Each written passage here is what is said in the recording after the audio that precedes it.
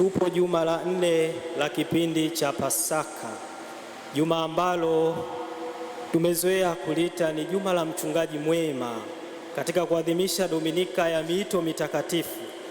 Juma hili kanisa linatualika kuombea miito ya upadre na utawa ndani ya kanisa, kuombea wachungaji wetu ndani ya kanisa daima wawe wachungaji wema kama Kristo alivyokuwa mchungaji mwema. Kristo yeye ambaye anatujua sisi kondoo wake. Kristo yeye ambaye anatuongoza katika malisho mazuri. Tunaalikwa sisi sote kama viongozi kuiga mfano wa mchungaji mwema, kuwajua wale unaowaongoza katika familia. Baba, unaalikwa kumfahamu vizuri mke wako, kuwafahamu vizuri watoto wako, kusikiliza stori zao wanazopiga. Bahati mbaya sana, kuna familia nyingine wazazi hawajui watoto wao, hawajui tabia zao, hawajui wanapenda nini, hawajui wanachukia nini.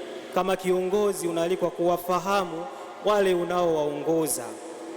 Nimewahi kuona kaklipu fulani, nafikiri ni taasisi fulani, ambako CEO alikuwa amekaa mbele ya kiti na wafanyakazi wamejipanga nyuma. Kwa hivyo kila mfanyakazi alikuwa akitamka jina la yule kiongozi, na yule kiongozi anahisi kwamba huyu ni nani kwa kusikia sauti.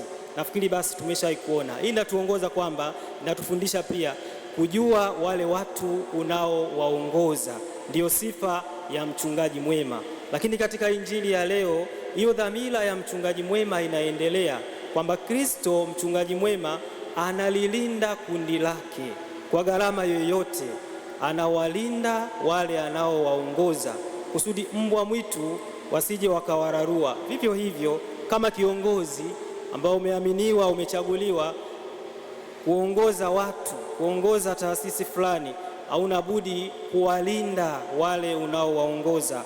Baba, katika familia una wajibu wa kuwalinda wanafamilia, watoto wako, mama, kama kiongozi ndani ya familia.